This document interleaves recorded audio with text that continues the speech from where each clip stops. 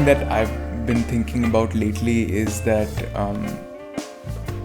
whether the opposite of personification is objectification, because I really do believe that an artist studio really is the objectification of an artist practice.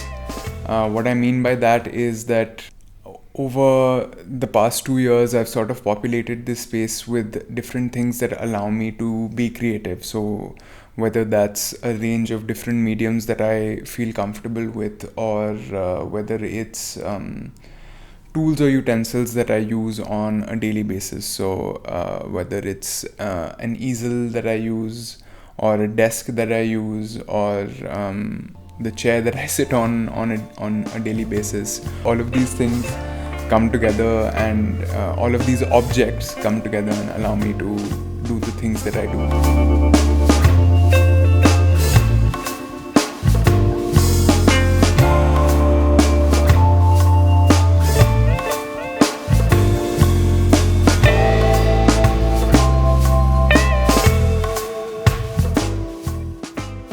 Everything here can be categorized into 3 categories.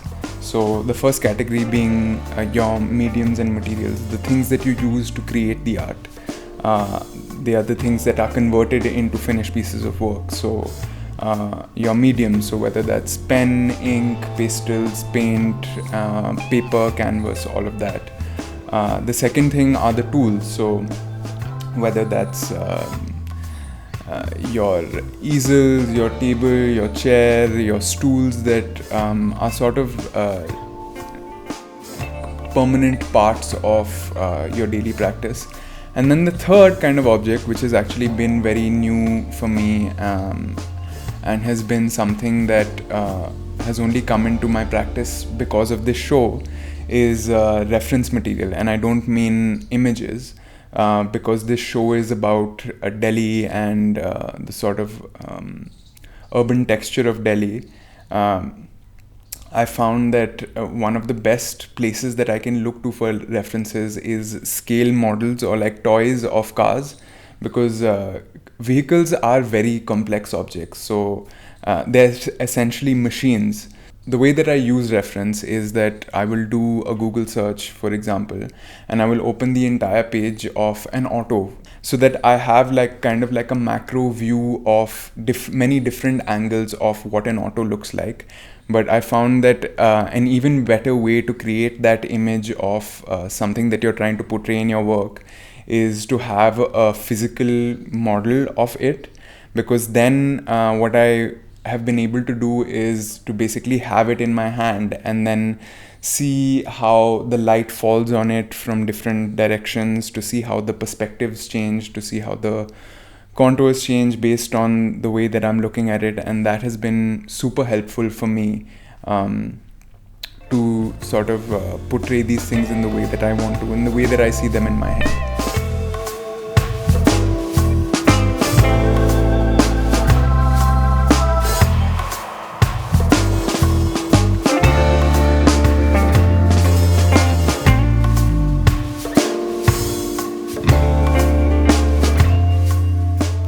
And another thing that I wanted to talk about was the role that sketchbooks have played in my practice.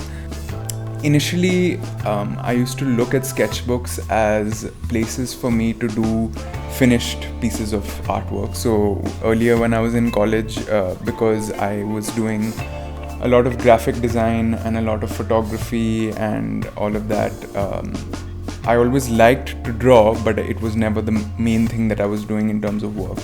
So my sketchbooks kind of became places where I could do these finished pieces of work. But slowly, that changed, because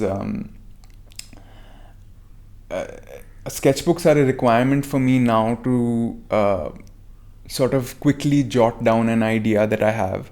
And then it sits there, and then it can sort of incubate and sort of brew until I feel that it's ready to manifest itself in the real world. So I kind of look at it as like a visual diary.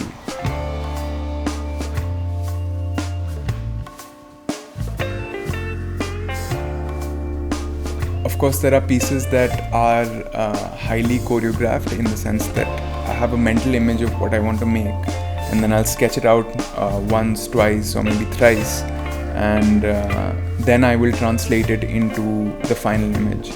But sometimes that's not the case, because sometimes I will essentially directly go on to working on the final piece, which is also kind of freeing. They both definitely have their place within my practice. And it's interesting to sort of, with some paintings it's complicated, because if I'm doing a painting that has a very complex choreography, as you would put it, it becomes a problem if I haven't already figured out the composition, because then it's kind of like I'm improvising as I'm going closer to completion. But with the kabutars, for example, I didn't really do a sketch. It started off as a quick sketch that I did on the blackboard, and because I liked the expression that I had captured in the pigeon's head so much, I just wanted to replicate that as a final piece. So I just went straight ahead and tried to replicate that, and I was really happy with the way that it came out.